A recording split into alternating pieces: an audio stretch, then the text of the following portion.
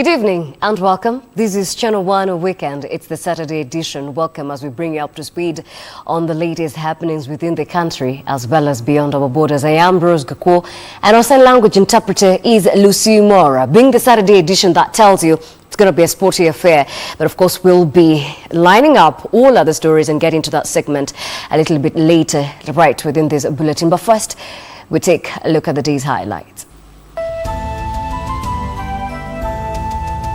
No longer at ease, Nakuru Town MP Samuel Arama arrested over fraudulent land transaction. Who brought 185 metric tons of sugar not fit for human consumption, plus over 60 other importers. That report is before committees of parliament.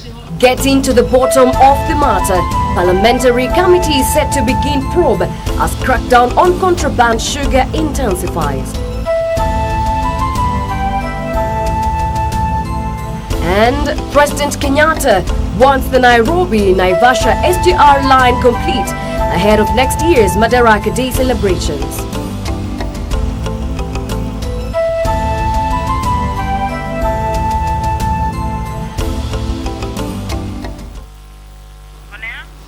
Welcome back, and if you're just joining us now, this is a Channel 1 Weekend Saturday edition. And remember, you can interact with us during this bulletin where we'll be certain to be sampling your feedback within the building as well as the tail end. Remember to do so via social media platforms. On Twitter, it's at KBC Channel 1, where you could tweet me directly at Rose_Gakwo.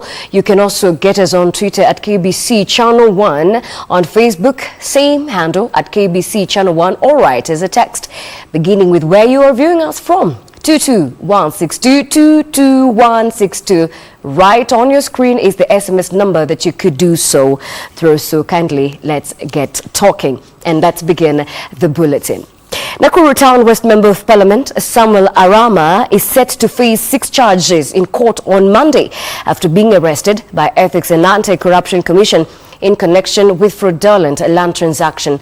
Director of Public Prosecutions Nurdin Haji has approved the charges after independently evaluating evidence submitted by EACC. Detectives from the Ethics and Anti-Corruption Commission arrested Nakuru Town West MP Samuel Arama at around 9 p.m. along Kanu Street in Nakuru and took him to Railways Police Station where he spent the night. News of his arrest spread fast, and come Saturday morning, tens of his constituents thronged the police station demanding his immediate release. Arama is accused of colluding with a land agent who is also in custody in a scheme aimed at illegally acquiring a plot within his constituency, the property of a local businessman, Nisser Mohammed. The complainant is said to be in possession of a legitimate title deed to the land, which is registered as Nakuru Municipality Block 6/95, and denies ever selling the plot.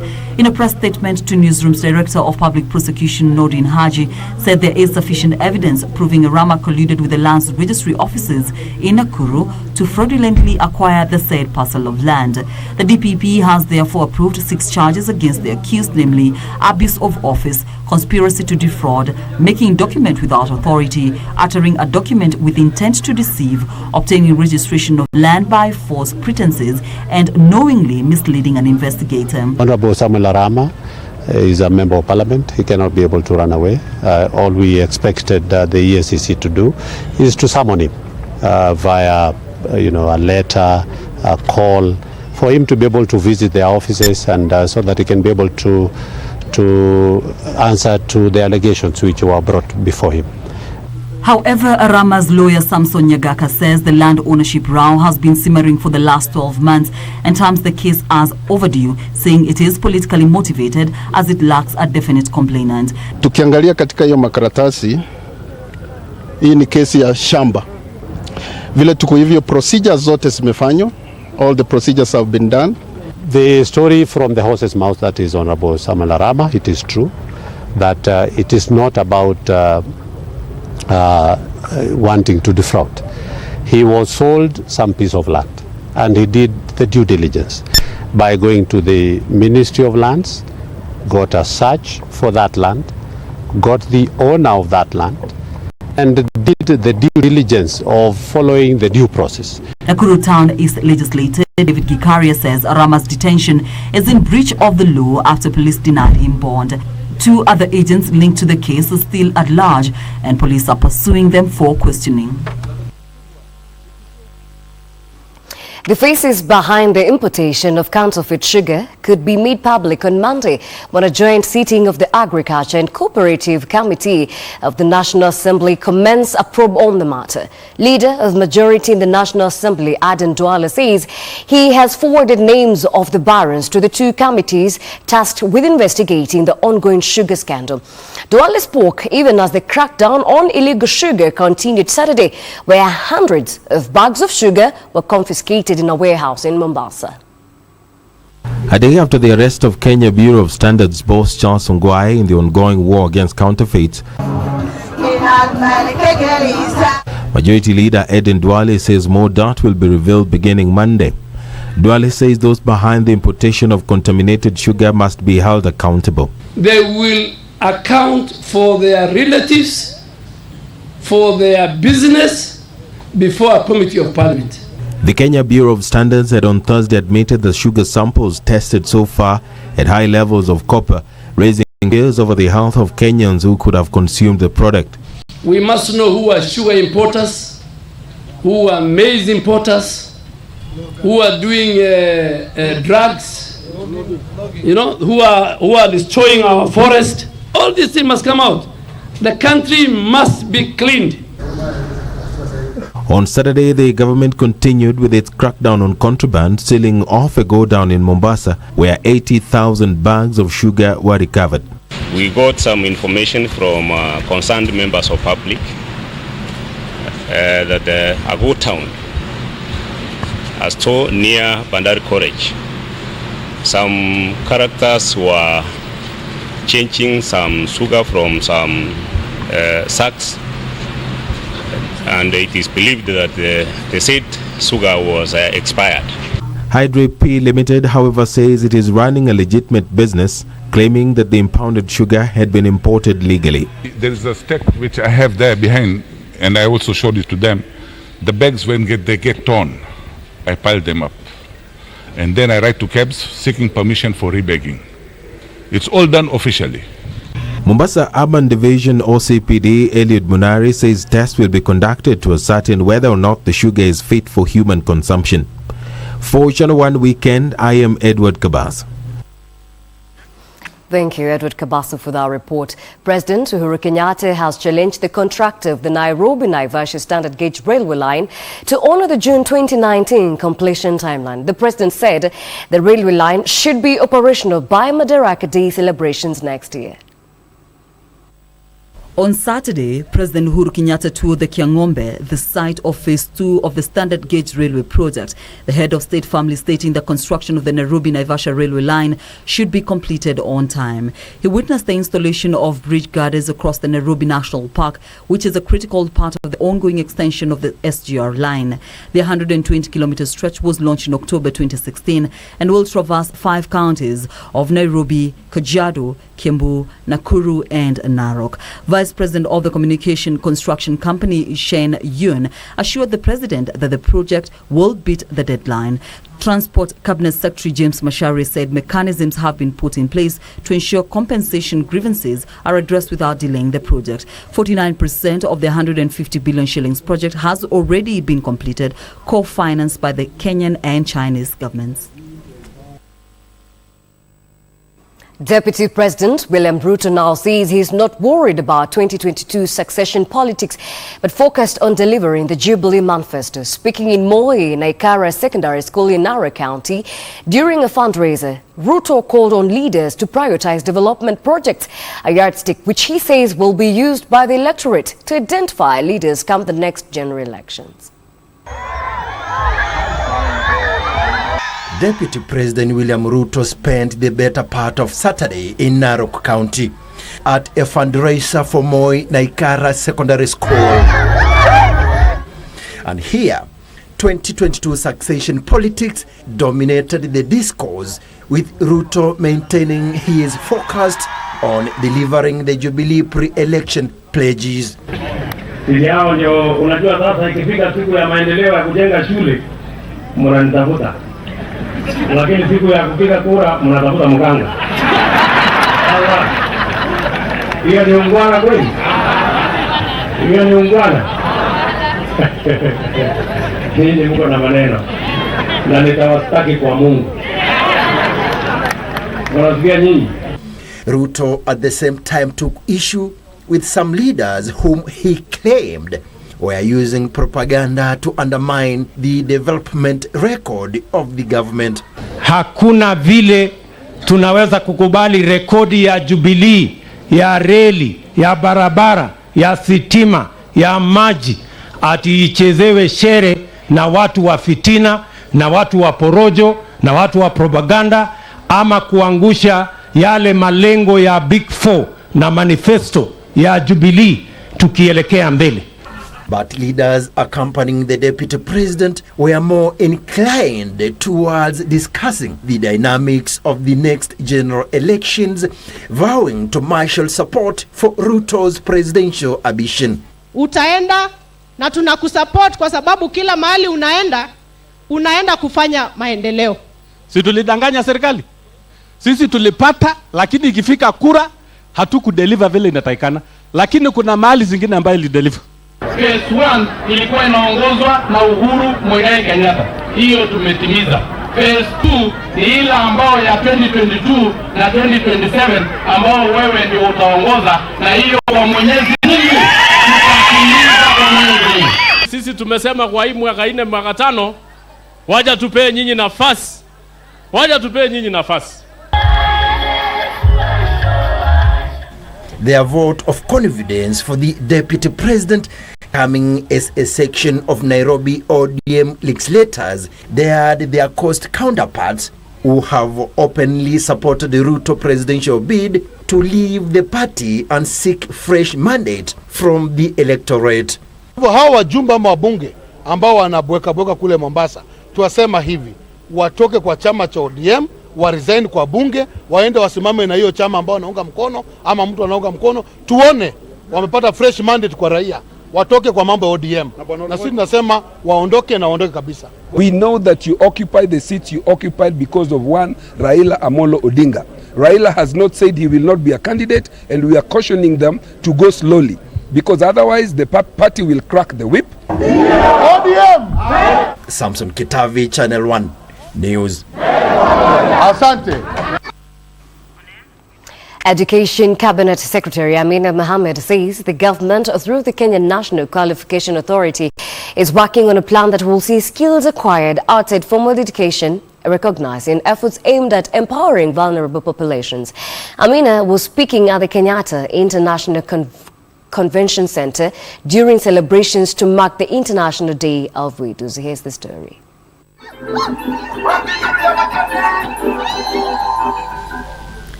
Theirs is a song of victory.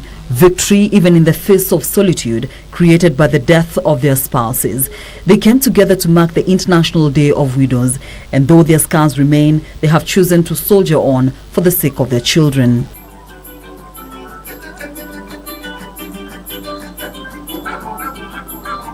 Meet Jessica Kiplagat. At the age of 32, she is widowed and has to take care of her son single-handedly. In the evening, I was coming from work and my phone went off.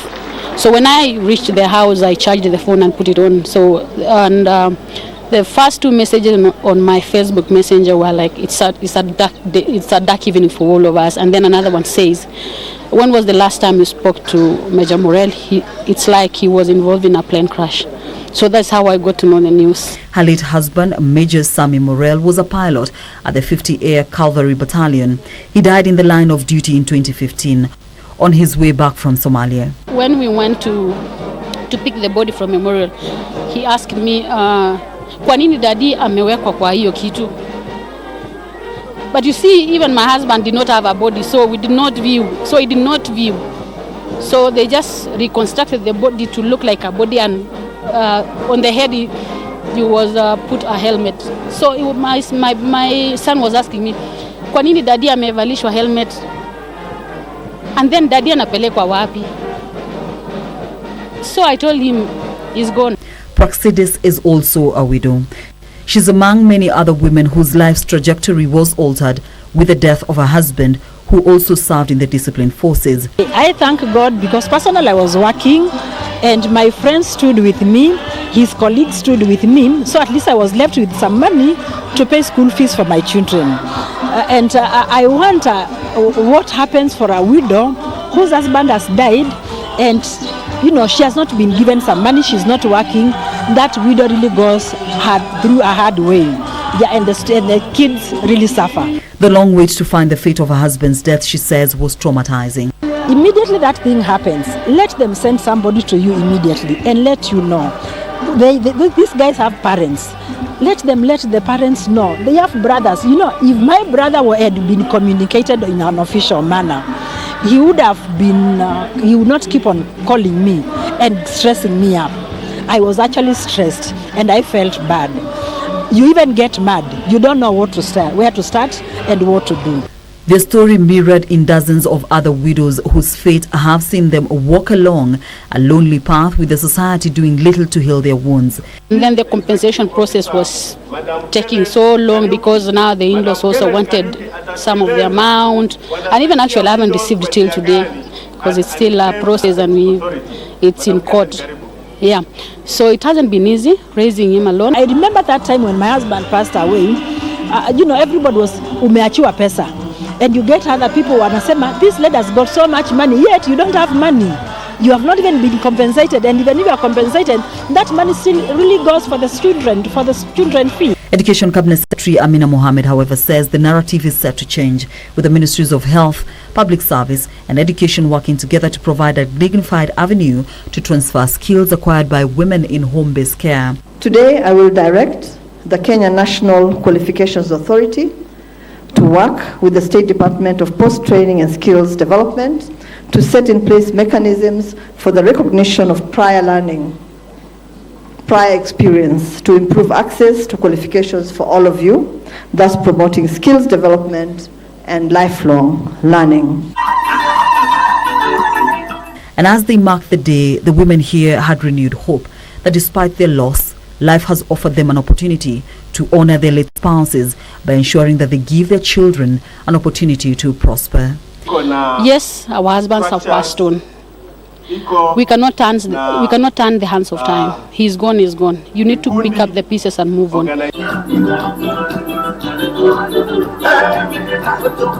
Caroline Kamar reporting for Channel 1 NewsHour. Thank you, Caroline Kamal, for that comprehensive story. First Lady Margaret Kenyatta has called for enhanced support for SOS children's villages in the country, saying they play a crucial role in caring for needy children. Speaking during the International SOS Founders Day, the First Lady urged more people to support the welfare program, which she says has offered children in dire straits a second chance in life. It was an event to mark the International SOS Founders Day,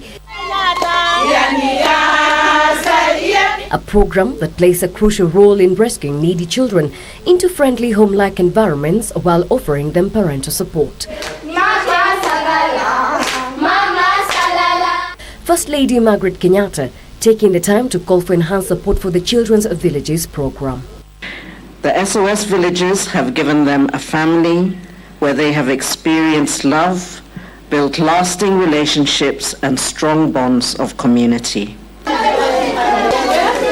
Speaking in Eldoret, Uasin Gishu County, the First Lady, who has been the patron of the program since 2013, urged more people to partner and be ambassadors of the social welfare program, outlining its milestones through community interventions of strengthening families, providing education and health facilities. More than 15,000 children call our SOS Children Villages home, with many more benefiting from the organization community interventions of strengthening families, protecting vulnerable children, and providing education and health facilities. She also commissioned a new maternity wing for the SOS Medical Center at the Eldoret SOS Village, saying the medical facility will go a long way in complementing the national government's effort in providing basic health services.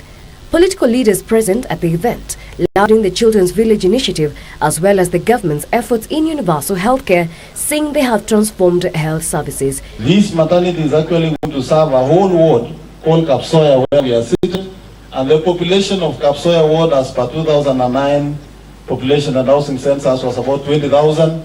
So we expect that there could be about 10 to 15,000 households in this area that are going to benefit from this facility. The Save Our Souls Children's Village vision was established in the country 45 years ago and has so far seen over 15,000 vulnerable children benefit from the organization across the country.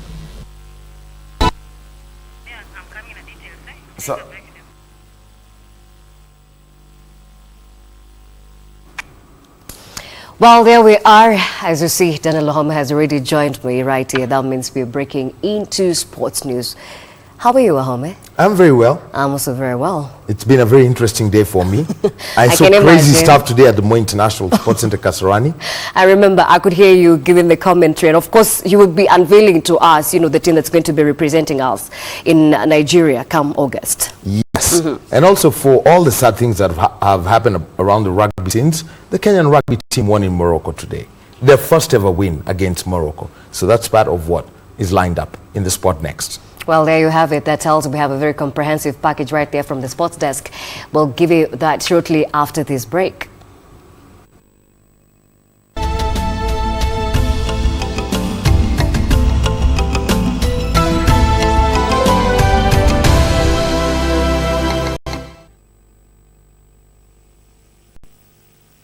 I see you came to party. Easy. I got 3 people. And for me, I don't go ahead.